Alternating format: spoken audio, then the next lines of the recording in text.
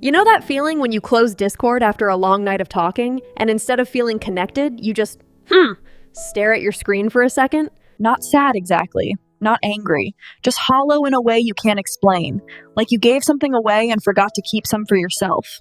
Have you ever noticed how that feeling shows up more often when you've been trying really hard to be nice? I don't mean polite nice, I mean fandom nice. The kind where you reply even though your social battery is flashing red. The kind where you type no worries while your chest feels tight. The kind where you think, it's fine, I can handle it, even though you're already counting the hours until you can disappear for a few days. Why does that happen? And why does it happen so often here? I want you to sit with that question for a moment. Don't answer it yet. Just notice if your brain already started trying to.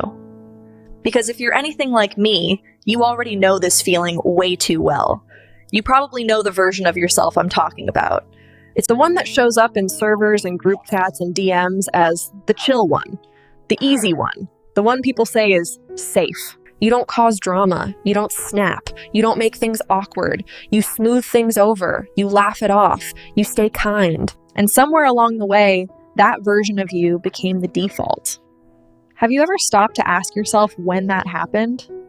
Was it after your first con, when the con energy was so intense and warm that you didn't want to lose it? Was it after you found a group that finally felt like found family? Or was it earlier than that, before the fandom, when being agreeable was how you survived other spaces? You don't have to answer out loud. Just notice what came up. Here's something I don't think we admit very often. The furry fandom feels safer than most places. Not perfect, not harmless, but softer, more forgiving, more willing to let you exist a little sideways without demanding an explanation. And when you find a place like that, you protect it, sometimes by protecting everyone else in it first. I know I did. I told myself I was just being kind. I told myself this was who I was. But if I'm honest, a lot of that niceness came from fear. Fear of being misunderstood. Fear of losing the one space where my fandom brain could finally breathe. Have you ever wondered if your niceness is really about generosity or about safety?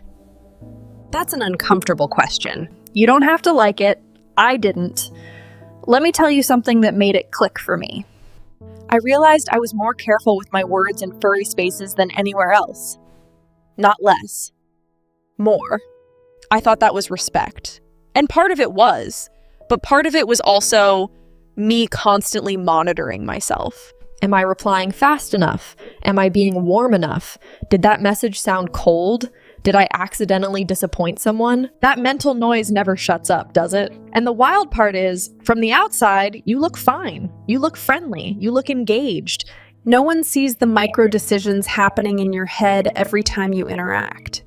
No one sees how tired you are from being emotionally available on demand. Here's where it gets personal.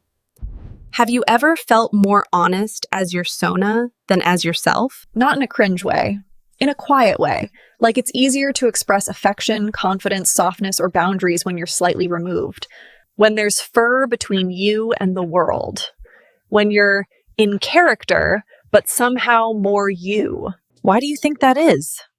We joke about masks and suits and personas, but deep down, we know the truth. The mask is controlled. It lets you choose what parts of yourself come forward. It gives you a buffer.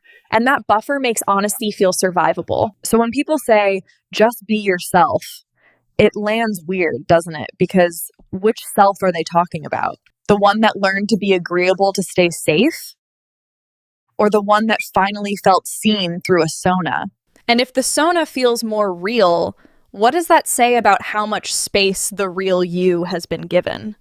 I'm not asking that to make you spiral. I'm asking because I think a lot of us are carrying this quietly. There's a point where niceness stops being kindness and starts being self-abandonment.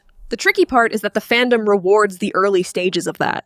You get closer to people faster. You become important. You become the one others lean on.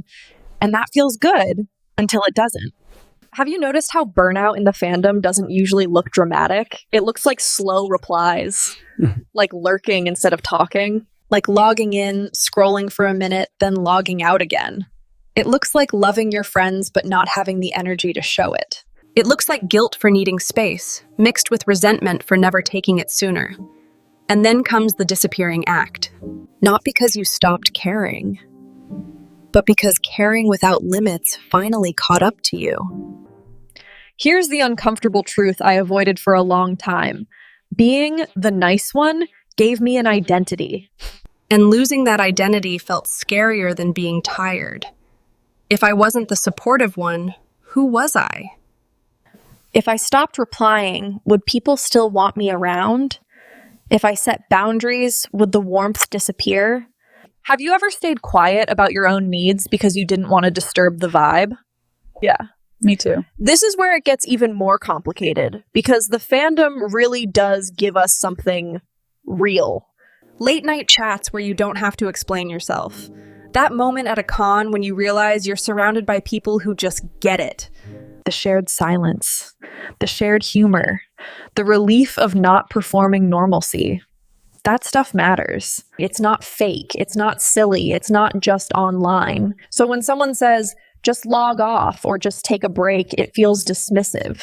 Because they don't understand that you're not just stepping away from content. You're stepping away from a place where your nervous system finally felt safe. But here's the part I wish someone had told me sooner. Safety doesn't mean constant access. Belonging doesn't mean self-sacrifice. And kindness doesn't require you to disappear piece by piece. I want to circle back to something I asked earlier. Why does being nice burn us out here, specifically? I don't think it's because the fandom is bad. I think it's because it's intimate. Because connection happens fast. Because empathy is the norm. And because many of us came here already tired, already sensitive, already trained to keep the peace. So when we find a place that feels gentle, we overextend. We give before we rest. We prioritize harmony over honesty. And eventually, our bodies call the debt due.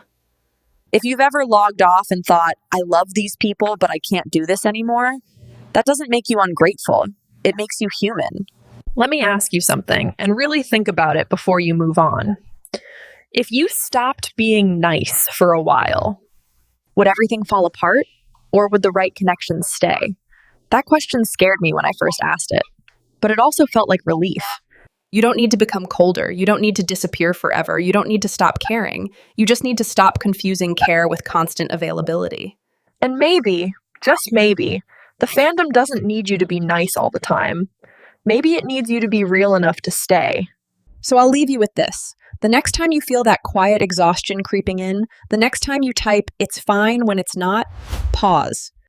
Ask yourself who you're protecting in that moment. And then ask the harder question. Are you allowed to exist here without earning it?